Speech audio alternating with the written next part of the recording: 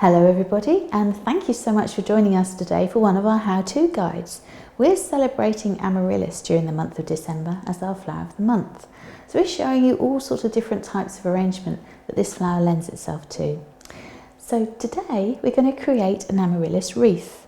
Now it doesn't have to be a wreath that goes on a grave, it can actually be a wreath that goes on the door, or you could even do it as a garland to go around the base of a storm lantern with a candle in the centre for your dining table for Christmas Day. But it brings festive cheer to your home using an assortment of greenery and the beautiful amaryllis. So the foliage and the flowers that I'm going to use today are, I've got Pinus Strobus, which is this lovely piney foliage. I've got some English variegated holly. I've got some blue spruce, so they're my foliage. I have some pine cones, and obviously the centre of stage is our amaryllis. This particular variety is Red Velvet, beautiful deep burgundy colour. Now I'm actually going to create that onto a wet foam base, but this is actually a bio-based ring, so it's biodegradable. And also in my Florist Box, it's the usual Florist Box that we have, but you just need to make sure that you include on this occasion some stub wires. The stub wire we're using today is 90 by 300mm stub wire, or if you want it in centimetres, 0.90 by 30 centimetre.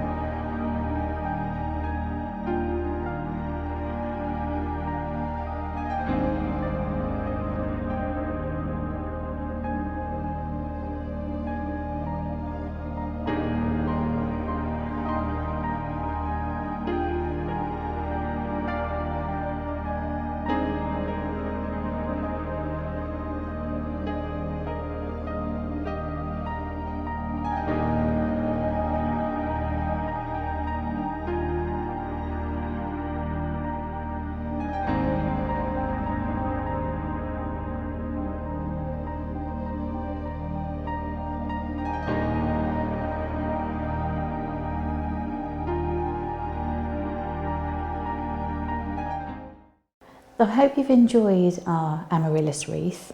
As you can see, a real flavour of Christmas. So I have a few top tips for you if you're going to try and create this yourselves.